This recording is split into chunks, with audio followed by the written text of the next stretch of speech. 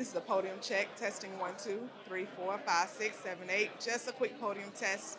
Testing 1, 2, 3, 4, 5, 6, 7, 8. A podium test. Podium test. Podium test. Podium test. Testing 1, 2, 3, 4. This is just a quick podium test. Make sure everybody has their levels. Testing the podium. Testing 1, 2, 3, 4. Yeah. I'll give you a second. So while y'all testing that, I'll do this. While they're doing that, I'm gonna do wireless mics.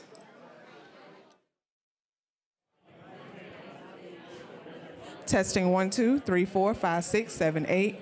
Testing 1, 2, 3, 4, 5, 6, 7, 8. Testing 1, 2. Testing 3, 4, 5, 6, 7, 8. Thank you. Switch to 2.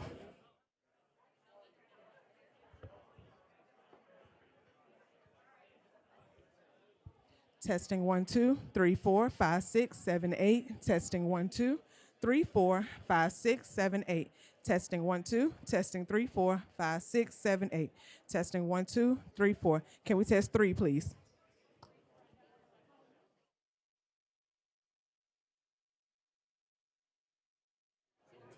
Testing 1 2 1 2. Testing 1 2.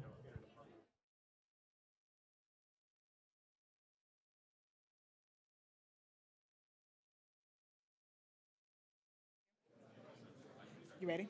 Testing the podium. Testing 1, 2, 3, 4, 5, 6, 7, 8. Checking everybody's levels. Make sure they're good to go. Thank you so much. Everybody else in the press, you're good to go. Testing 1, 2, 3, 4, 5, 6, 7, 8. Testing 1, 2, 3, 4, 5, 6, 7, 8. Testing 1, 2. Testing 3, 4, 5, 6, 7, 8. Testing 1, 2, 3, 4, 5, 6, 7, 8. Everybody good to go? Thank you.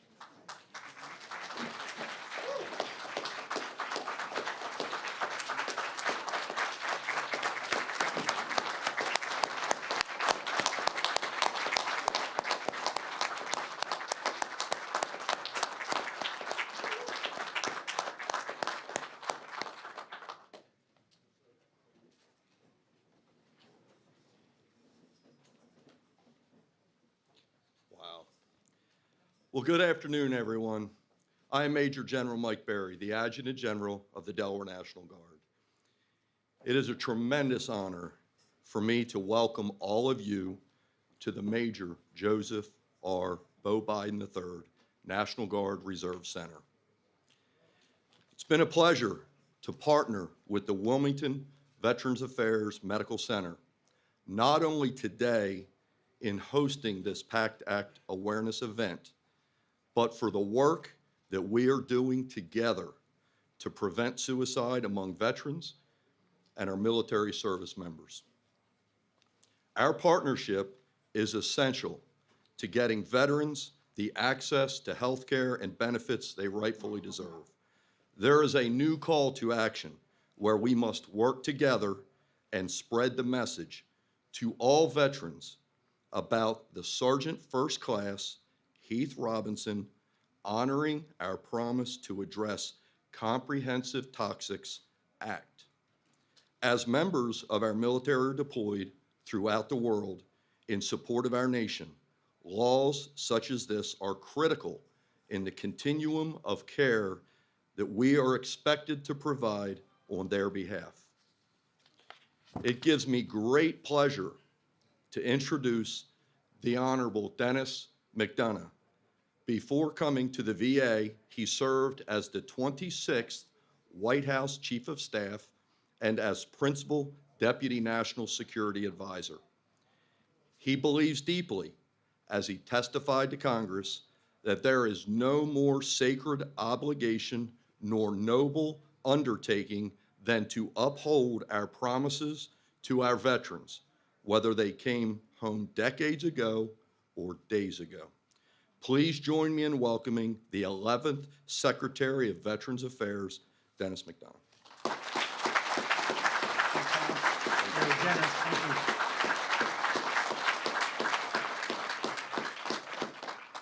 you. Mr. President, good afternoon and welcome home. General Berry, thanks for that warm welcome and for your 3 decades of service and leadership. The Delaware Guard's been defending our freedom since long before our founding, whenever and wherever the country needs them. We all saw that kind of devotion in the actions of Tech Sergeant Matt Kiefer, recognized just last Friday with the Distinguished Flying Cross for his heroism in Afghanistan, responding to the tragedy at the Karzai International Airport a year ago August. And you're sending the 160th Engineer Company downrange come January to Kuwait. May God bless them, keep them safe. It's an honor to be here in this building at one of the last of more than 100 events that we've been hosting at VA during the PACT Act Week of Action. To our veterans, their families, caregivers, and survivors, we're forever in your debt, and we're fighting like hell to serve you as well as you have served us. My boss, the President, won't accept anything less. And thanks to the PACT Act that President Biden signed on August 10th, VA's expanded health care and benefits for millions of vets and their survivors is now real, including for so many of you in this building today. If you or a loved one served in the Vietnam era, the Gulf War era, or the post-9/11 era, you may be eligible for new or increased care and benefits because of the PACT Act. And here's what you need to know. First, apply for your benefits right now. Right now. If you're enrolled in VA care already, get a quick and easy toxic exposure screening. If you're not enrolled, get enrolled, and we'll help you do that right here today. If you haven't yet applied for your PACT Act benefits, apply. You can do all of that here today in this building, or you can call the Delaware Office of Veteran Services at 302-739-2792, or make an appointment with the VBA regional office, 302-994-2511, extension 4845. Second, VA will begin processing PACT Act claims on January 1st at the President's direction. That's the earliest date possible. And if you apply for PACT Act related benefits before August 10th next year, then your benefits will be backdated to August 10th, 2022, meaning you will be paid back to August 10, 2022, the day President Biden signed that bill into law. So get your claims signed as quickly as you can.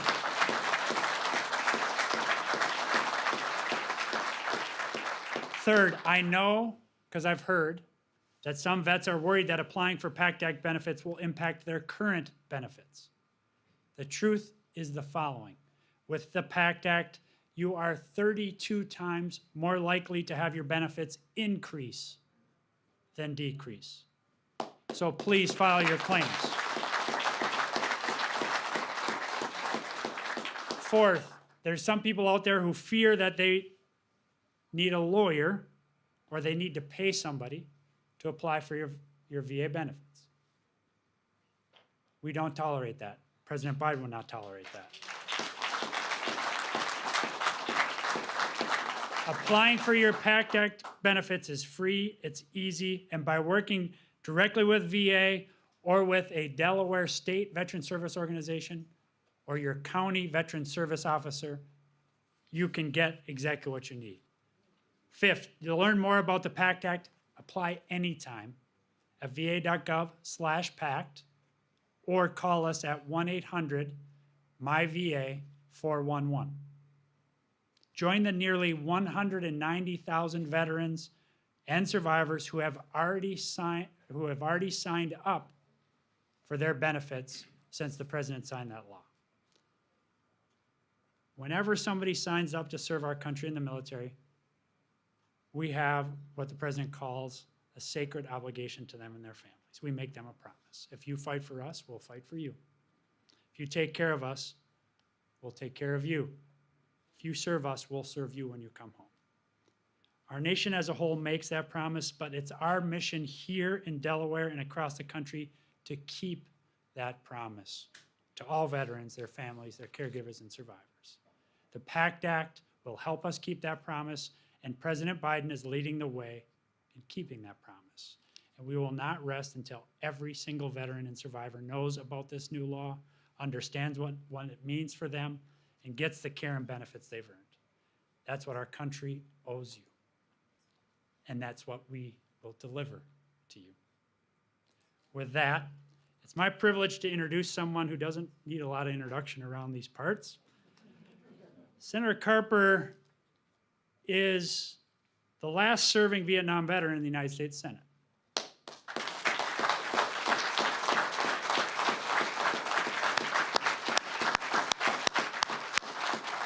He's given more than 40 years of devoted service and strong leadership to improving veterans' health care and services here in Delaware and across the country.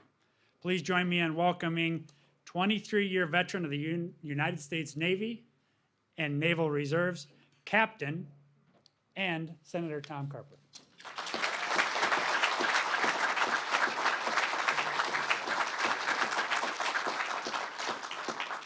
Thanks. Let's put your hands together for our secretary. Go ahead.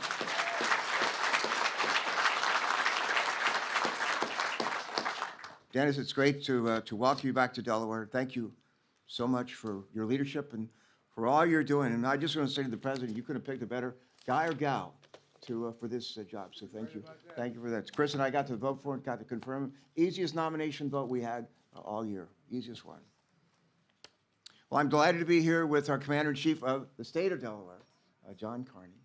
And go ahead.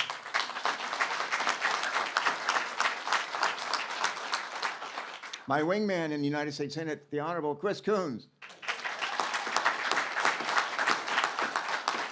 And if you're wondering, is there an honorable wing woman over in the House of Representatives? There sure is. And her name is Lisa Blunt Rochester.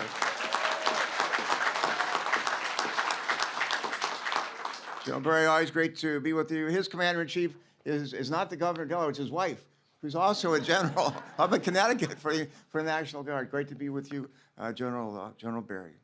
And we're especially pleased to be able to welcome home Especially pleased to be able to welcome home our friend, the President of the United States, Delaware's own Joe Biden. Woo!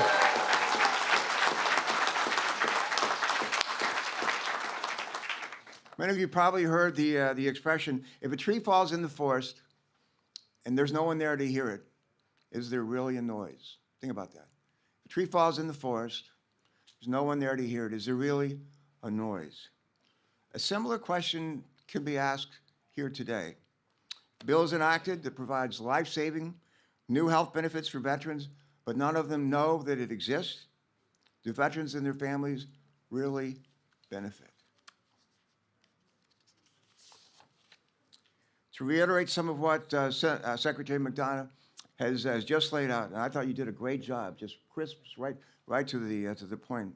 This new law and these new benefits will only be game changers. Will only be game changers if we, working together, get the word out about the PACT Act from sea to shining sea to our veterans, to their families here in Delaware and across the nation, and sign up for health care benefits that they've earned through their service. That's the key. The PACT Act, which Senator Coons and I, Congresswoman Blunt Rochester, and I were proud to support earlier this year, along with bipartisan majority of our colleagues in the House and the Senate, will expand access to VA health care for upwards of, listen to this, 3.5 million post-9/11 veterans, many of whom were exposed to toxic burn pits in Iraq and Afghanistan and other conflict zones around the world. To put it bluntly, this bill is going to save lives, a lot of them. I've often heard our president say, and I'm sure our congressional delegation has as well, all politics is personal, and he adds to that, all diplomacy is personal. For him and for me, the issues before us today are deeply personal ones. My father and most of my uncles served in uniform in World War II. One of them also served in Korea. My grandmother was a Gold Star mother. My mom's youngest brother, Bob Kid Patton, was killed in an accident at the age of 19 on October 26, 1944, in a kamikaze attack in the Western Pacific on his aircraft carrier, the USS Swanee. His body was never recovered. If you ever come to my office at 513 Hart, you walk into my personal office, there's a huge picture of him on the wall in his Navy dress blues. He just made he's a third-class petty officer. He just made third class. Great picture of him. And I'm reminded of him every day I walk into my office when I see his smiling face of his sacrifice and the sacrifice, really, of my grandparents. Growing up in a household with a strong military tradition, I also felt the call to serve our country and did so, as Dennis has said, for 5 years as a naval flight officer during the Vietnam War. After my time on active duty ended, I took a new commission with the Naval Reserve, wound up flying with the Navy P-3 Squadron out of Willow Grove, Pennsylvania, just not too far from where Jill Biden grew up. And people say, what is a P-3? We use them for low-level missions off the coast of Vietnam, about 200 feet off the water, for 3 different deployments. We track Russian submarines all over the world. Last P-3 just retired last year. And but in any event, that's what I did. I loved doing it. Loved serving in that role.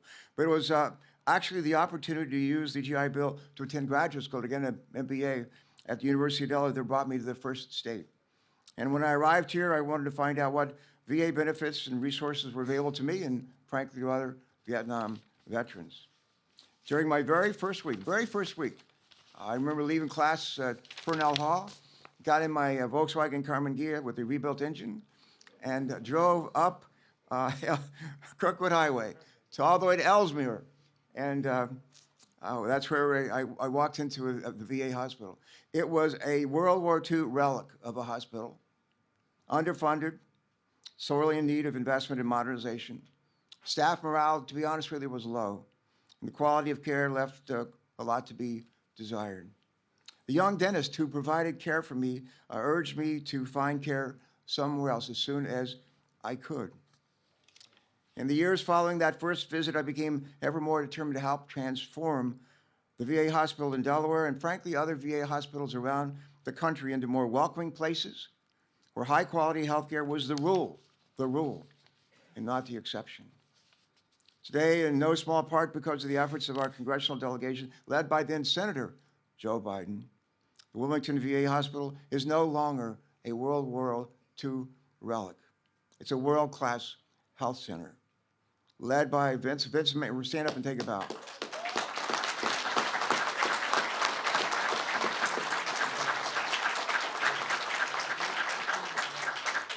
Surrounded by a highly trained staff who come to work every day anxious to help our veterans and their families receive the care that they have earned and that they deserve.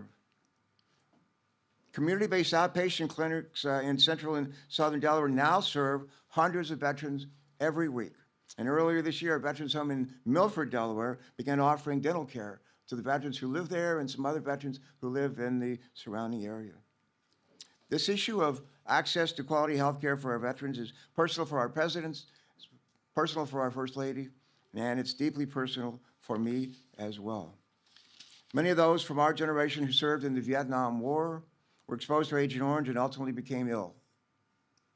2 decades later, Congress, with the strong support of our congressional delegation led by then Senator Joe Biden, passed the Agent Orange Act to provide care for the hundreds of thousands of Vietnam veterans who were exposed to that toxic herbicide in Southeast Asia. I believe that many of us would agree that it took too long, far too long, for that bill to be enacted. But finally, Congress did the right thing. And Congress has done the right thing again this time as well for post-9/11 generation of veterans with the enactment of the PACT Act. I'm going to be really blunt with you.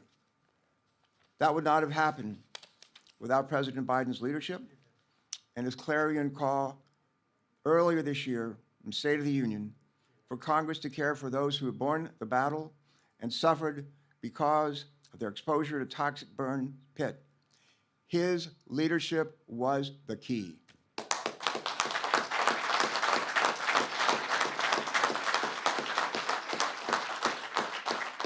The military, they teach us train us early on about leadership.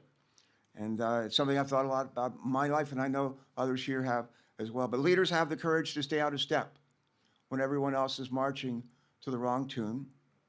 Leaders are aspirational. They appeal to our better angels. Leaders restore hope and make sure that those who need help, those who deserve help, learn how they can access that help and change their lives for the better.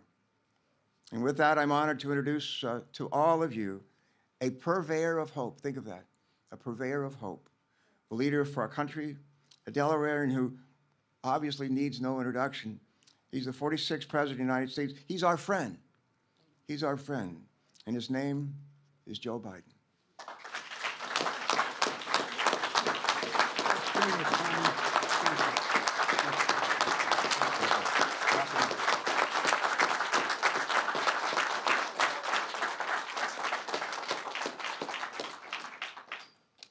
Tom, thank you. Please sit.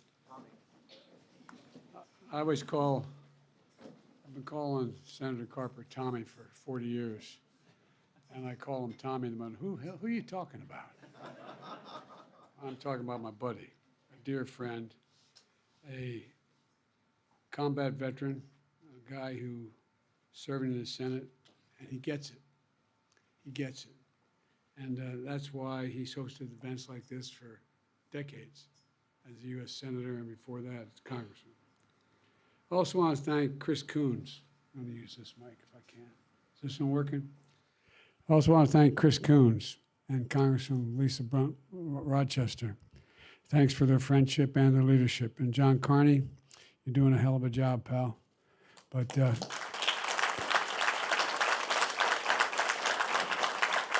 I've only one regret. He used to work for me. He left and became governor. What the hell? I mean.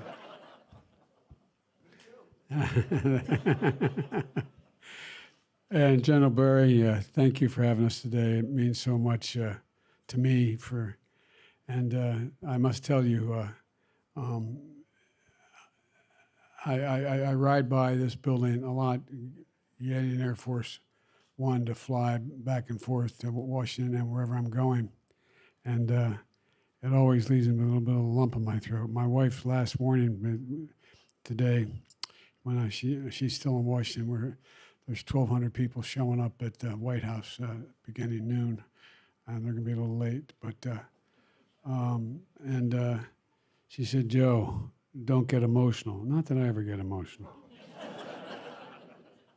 but it means so much to me, and it meant so much to Bo. Frank Vavala is Bo's Adjutant General and a great friend, and I want to thank General Vavala as well. And what I want to do, there's a guy here that flew 25 missions. 25 missions in World War II over Germany. First lieutenant, young guy, 102 years old. Ray, and guess what? He lives in Ellesmere.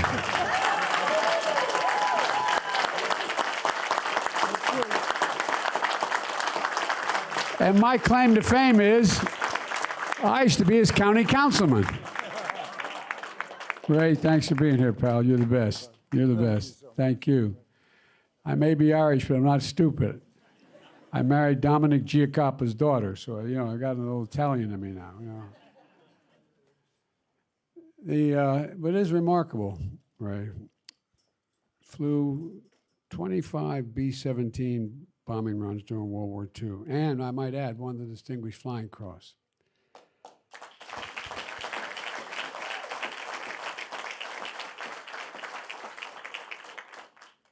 Ray, you were part of the, was referred to as the greatest generation.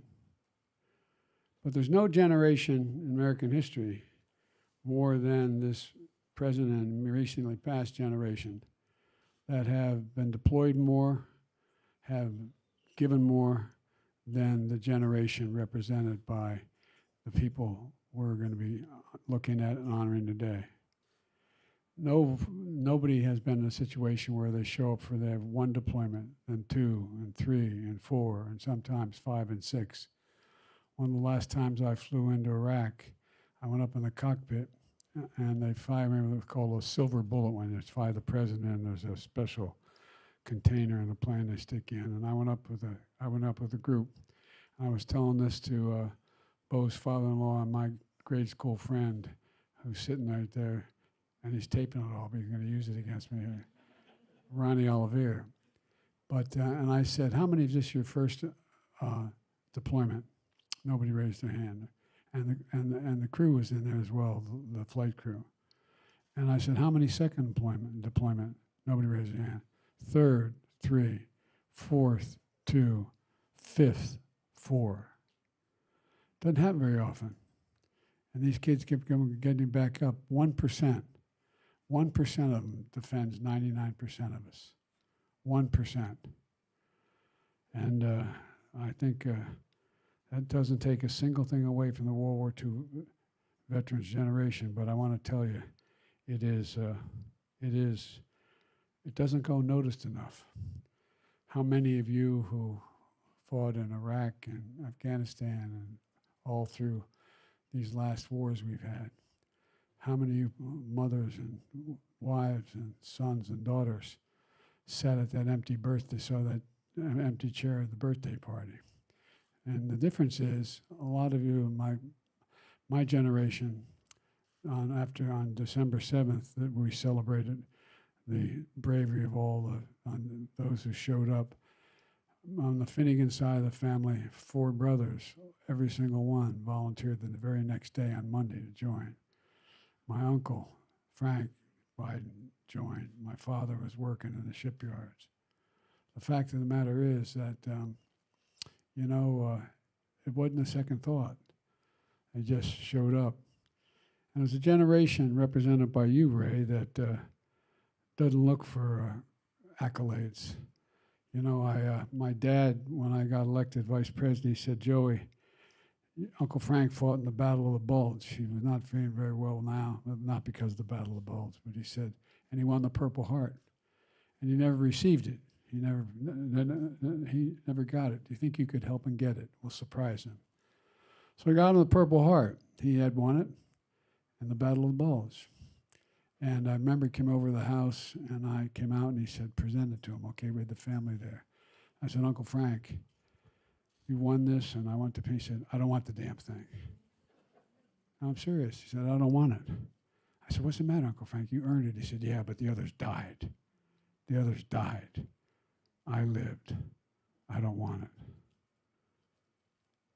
It's like a generation, this generation, in Vietnam, in Iraq.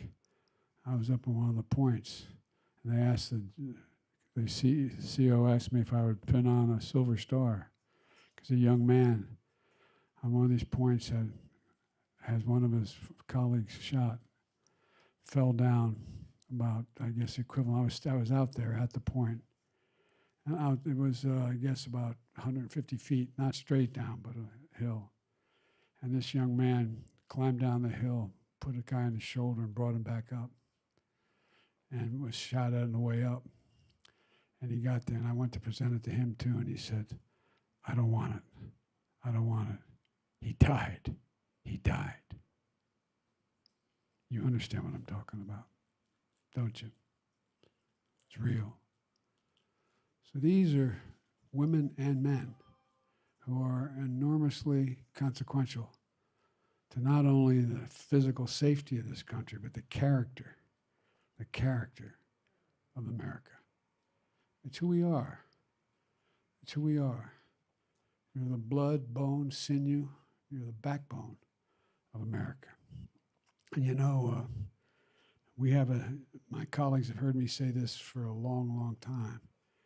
We have a lot of obligations as Americans. We only have one sacred obligation. Obligations of the old and the young to educate, to take care, but only one sacred obligation. Let's prepare those we send to war and care for them and their families when they come home from war. And I mean that, and I know my colleagues, we mean that from the bottom of our heart. Reason I call Dennis, who's one of the most qualified people I've ever worked with in Washington, and to ask him to head up the VA nationally, is that I was like all of you in the VA variant, get a phone call. My husband, my son, my daughter is really in trouble. She got to come in, got to see her. Well, she'll be able to come in 10 days or 2 weeks. More people have died from suicide than any other cause in the last 3-5 years. So I called Dennis and said, can we fix this, pal? That was the start. We increased the federal budget larger than it's ever been increased 2 years in a row for the VA because we owe it.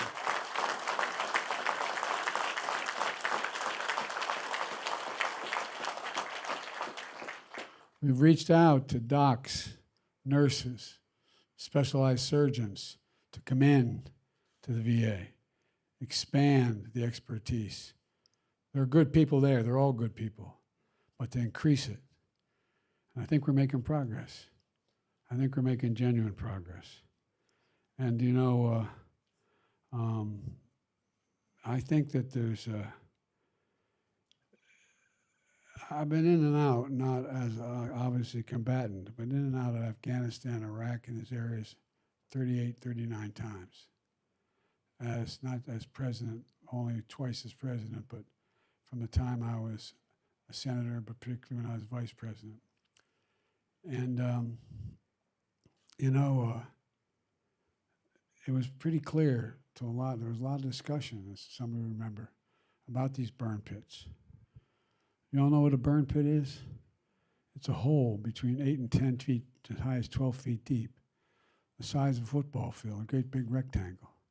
And every damn ugly thing in the world is burned in it. Everything. Everything. Toxic waste, everything. And I'm no doctor, but it's pretty clear a lot of guys and women getting sick. And so, you know, one of the things is these poisonous chemicals, jet fuel, and some places, some other things I won't mention, The toxic smoke was thick with poison, spreading into the air into the lungs of our troops. And many when they came home, had gone the best trained, fittest warriors in the world and came home with headaches, numbness, dizziness, cancer. Remember Bo calling and saying how he collapsed on a run? Well, you know, Bo's father-in-law, as I said, Ronnie Oliver, my friend, is here. So are several members of the Guard who served with Bo in Iraq. This is personal to them, and it's personal to all of us. And it's not unique to me and my family. So many are here today and around the country. Secretary McDonough can tell you we're determined to do something about this, come hell or high water. And I mean that. I made it real clear to the United States Congress, if they didn't pass this damn burn pit bill, I was going to go on holy war. Not a joke. And I want to thank, we had to thank someone for this. That helped a great deal. It's not here. John Stewart. John Stewart made a gigantic difference. And Dennis and others and I went to on the Capitol steps with groups, and maybe some of you were part of that. Thank you. And you were there, you stayed there, and you insisted that they vote on it because some of our friends were not willing to do this. But you insisted. And finally, you know, they stepped up. It was part of my agenda that I announced in my State of the Union message to rally the country together. I mentioned 4 things. I said, number one, I tried to find things that everyone could agree on in a nonpartisan way that were critical. 1 was dealing with the opioid epidemic in America. 2 was tackling the mental health crisis, which is real in America. 3 was ending cancer as we know it, because we're making significant progress and investing billions of dollars now to find cures. And thirdly was support our veterans, because the need was great and the number was in the billions.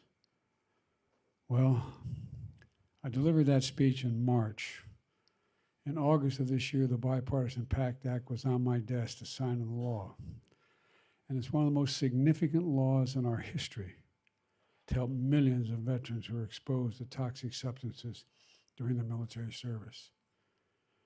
And you know, and it got done because veterans and families, some of the families here, rallied the nation, rallied the country to get it done. After I signed the bill, some of you may have seen the picture because we played on television a lot. I handed the pen over to the widow of the child, Sergeant First Class Heath Robinson. Beautiful little girl. Usually you hand the pen you sign with to the lead sponsor of the bill. And I handed it to her, and she held it and looked, and she gave me a kiss and said, "Thank you for my daddy. Thank you." Ladies and gentlemen, this is, that family suffered a great loss, but turned their pain into purpose so other families wouldn't have to experience the same thing. And that's courage. That's character, in my view.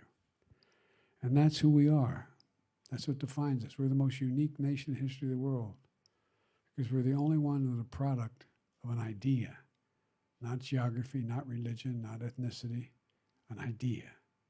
We, the people, hold these truths to be self-evident, that all men and women, we've never fully lived up to it, but we've never walked away from it. And the people who's protected the most are you people sitting in front of me. You know, we learned a horrible lesson after Vietnam, how the harmful effects of Agent Orange. And a new generation understandably doesn't focus on that very much. But you know the biggest problem with Agent Orange? It dropped on a hell of a lot of people's heads. They got all kinds of illnesses, but they couldn't prove it. You had to be able to prove it. You had to have the scientific background to be able to dig in and prove it. Well, because of Tommy and because of others we're serving with at the time, we insisted that all you have to do is prove you were impacted by it, landed on your head, figuratively. No, I'm serious. Nothing else to prove. Nothing else to prove. Because why should the burden be on the victim to demonstrate the problems they've suffered since then are because of that Agent Orange when other people weren't suffering those things? So folks, that's why you heard me say earlier that, you know, when Tom and I supported the Agent Orange Act, that was hard to believe, Tommy. That's 1991. You're getting old, man. I don't know. Supporting veterans exposed to harmful substances like we saw in Vietnam. Now the PACT Act brings us one closer to fulfilling that sacred obligation. It empowers the VA to move more quickly to determine if a veteran qualifies for the benefits of the law. And the benefits are real. They're real benefits, like exposure screenings. If you came back and you're and not in a bag, but in out walking, you came back, you're exposed, you get the screening. It means new facilities, new research, more healthcare workers at VA hospitals. And for families who suffer the ultimate loss, it means potential access to life insurance, tuition benefits, home loan assistance, monthly stipends. And it's real. It's not small. It's what we should be doing. It says that, for example, if you're a spouse of a surviving veteran who died, a veteran who died from a toxic illness with 2 children, you could be eligible for $2,000 a month to help with those children. It'll never make up for the price, the piece of the soul you lost, but it is important, those kids. I was talking to someone a little bit earlier without naming them, and, you know, there's tuition benefits. If, in fact, you go to a state university, your child, the child of someone who's died, then you get free state tuition. If you go to a private university, you get up to $26,000 a year. It matters. You qualify for VA home loans.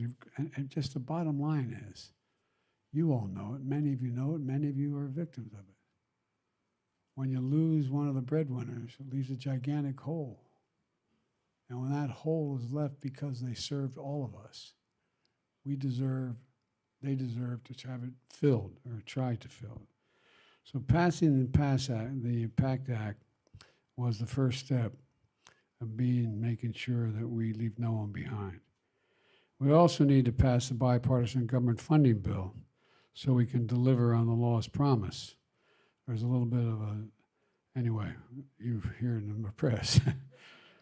I wanted to come here today, but I got to go back quickly today to sign a few pieces of legislation. But during this PACT Act week of action, to spread the word that every veteran or surviving family member knows how access to these benefits are made possible.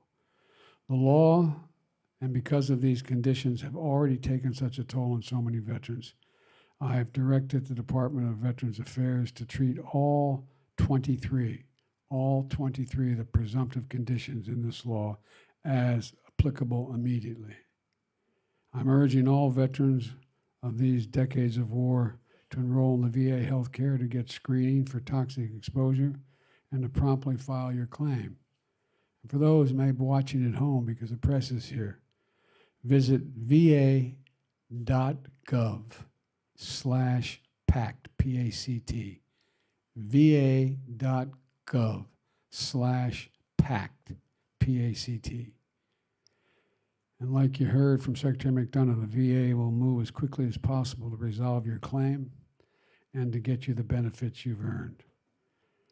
Here at the Beau Biden National Guard Reserve Center, where Jill and I stopped to say goodbye to Delaware as we were about to be sworn in Washington, D.C. to take our oath of office, is an appropriate place from my perspective and Jill's to be able to continue to push for implementation of this PACT Act. And there's no place I'd rather be today to get the message out about the PACT Act than home here and here in this particular facility. God bless you all, and may God protect our troops. Thank you.